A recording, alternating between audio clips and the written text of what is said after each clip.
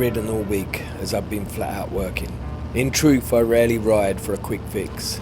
I used to often just jump on and go for a blast for an hour or two. But nowadays, if I get on my motorcycle, 99% of the time, I'm away for at least a day and a night, or the weekend, or much longer.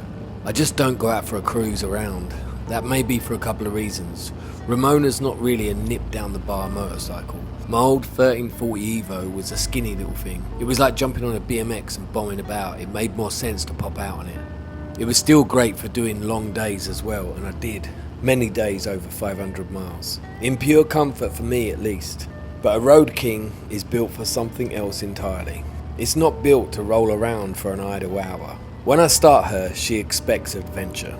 She expects to be loaded like a donkey. She expects to cover some miles. She expects to sleep under the stars. She expects to bask in the sunrise. She doesn't tell me, but I know her and she knows me. It was the 9th of May and it had been a real nice day. I'd been at work since 5 AM, so missed the most of it. Tom from Slackjaw shouted me up pretty last minute to see if I fancied a sleep out and catch up. Lisa and I had not fully unpacked from the Scotland tour, but I needed to get back out on the road and into the sun. Of course I was up for it. It was Friday night. So after work I threw a few bits on Ramona and took off. We met somewhere in the depths of the Kent countryside and sought out a spot to crash. We tried some location by a river I hoped would be good, only to find it was overrun by some oiks. It could go Eden Lake pretty fast. So we pushed on, trying our luck in the woods nearby. However, the dog walkers were out by the dozens.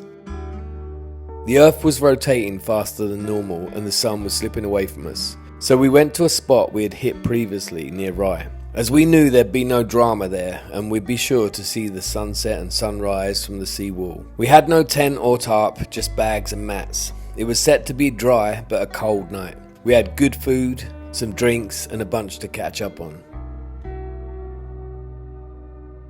It's not too often you meet a person you can sit with comfortably and not have to make small talk. Tom is one of the few. We can each go about our business in close proximity of one another and not feel the need to make polite, pointless chit-chat. There's no awkwardness either. I didn't realise how rare that is until writing this narrative. Tom shoots some steals of the machines with the burning backdrop. I get food organised before it's dark, which would make it all more of a chore than a pleasure. I'm glad we come back here. This is a good place. With the sea reaching out one direction as far as one can cast his gaze. Then on the flip side we have beautiful farmland, the cows and the pink sun appearing to fall. And it's all divided quite perfectly and neatly by a wonderful straight 60-mile-per-hour road. The fire burns, spits and crackles. The smell of the steaks cooking attracts a curious, thin, raggedy fox. When the steaks are ready, I cut a couple of pieces and toss them to him. He retrieves them with lightning speed and tears across the sand, down the bank and the road and into the field. We lose sight of him in the falling sun.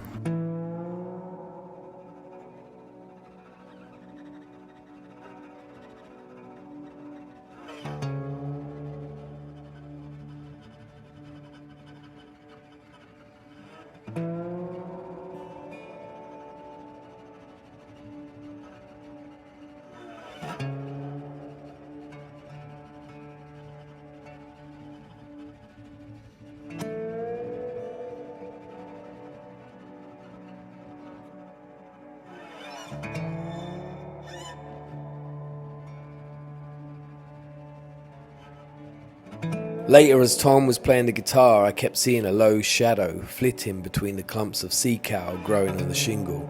And soon I saw the silhouette of our friendly fox. He worked his way closer and closer until his eyes reflected in the firelight, nose twitching for remains of steak. Alas, there was none left. I reached for my iPhone to try and get a shot of his handsome face, but he vanished like a ghost before the lamp. But it would not be the last we saw of him.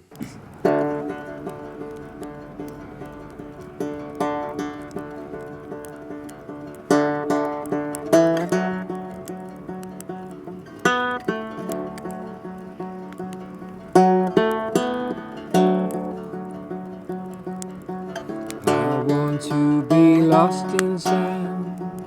I'm a man who likes to feel the land.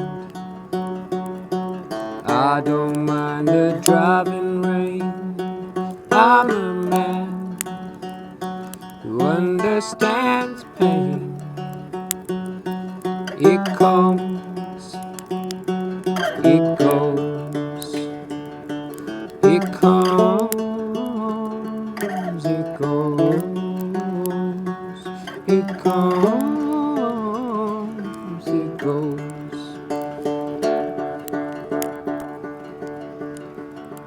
I want you to take my hand, roll with me down to San Jose.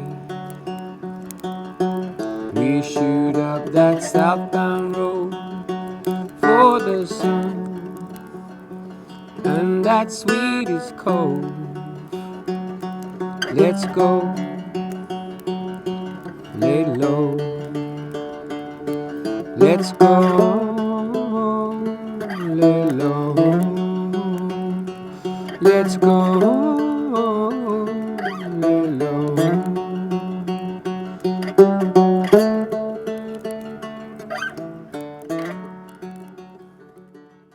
Tom and I sat up till gone 1 a.m. and then the cold crept up fast. We watered the sand and shingles one last time, then retreated to our down sleeping bags. Huddled between the motorcycles, it felt a little bit of shelter somehow. 2 walls to guard us.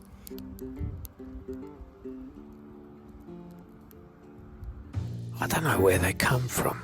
They were not the normal humans that come here. The day humans come in 2 kinds. The ones with the dogs and the ones that get near naked and go in the sea. These 2 hairy faced ones did neither. The night humans come with the string sticks. They sit there with the sticks and the string in the water, only caring about the fishes. The lovely, tasty fishes. These 2 with the hairy faces don't have the string sticks, don't seem to care about the yummy fishes.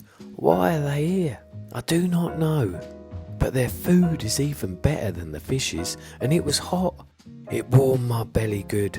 It was a cow, I could smell it.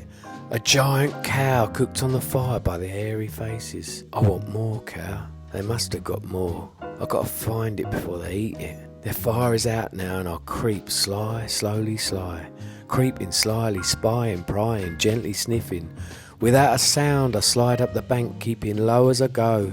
The hairy face's eyes are closed. I'm sly, creeping low and staying down out of sight. I see them sleeping in the warm bags. They do look peaceful and they do look warm. They're noisy machines they arrived on, glint under the pale paper thin moon. They must care about their machines. They each face their own machine, eyes closed. I'm sure they're sleeping, but subconsciously guarding the machines. As I watched earlier, the one that cooked the cow put away all the pots and pans in the big black bag. I'd hoped he had left it out. I could have licked them clean. I bet there were some small pieces in the pans. He was too hasty clearing away. He could have let me lick that pan and plates. The fire has gone to ember now. They won't see me coming. If I'm sly, they won't hear me coming. I'll get a whiff of cow. It's coming from where they lie, and I creep a little closer, sly. I can smell it stronger now, as the hairy face lie in the bag on his side. The smell is in his hair, on his face, below his eyes. I can almost taste it as I tiptoe close and put my tongue and try to taste that. What the fuck? Tom barks out as he opens his eyes and the fox is an inch from his chin. The fox is gone and Tom lies back down, this time pulling the hood of his bag over his head, leaving just a tiny hole for his nose to get air, or a fox tongue to kiss him goodnight again. We don't sleep that much. The pitter-patter is always there. Sly, slowly sly, creeping low, slinking low, stealing in the dawn. Some bird is already bragging. Already she is joyful. She made it through another night. She stretches her wings and takes flight toward the pink light of the future. Singing, I made it. Sweet Jesus, I thank you. You know, there is a rumour in Winchelsea. It's about a half-eaten dead cow found in the field across from the sea wall. I don't know if there's any truth in it, but it's said there are a pack of foxes roaming around at night. They're not normal foxes, but kind of working as a pack like assassins. Ninja foxes, a gang moving under the command of a leader. They took down a cow, a huge, healthy, fat cow, and then ate half of it. The rest of the cows are affected now. They're not sleeping. They're staying together in a group bunched tight at night. Like back in the day when the wolves ran free. Like the stories that were passed down from generation of cow to cow to cow. Now the foxes have united. If they keep eating cow, they will get strong and they will grow. In time they'll be big like the wolves and move sly, slowly sly, creeping low, slinking low, stealing in the dawn.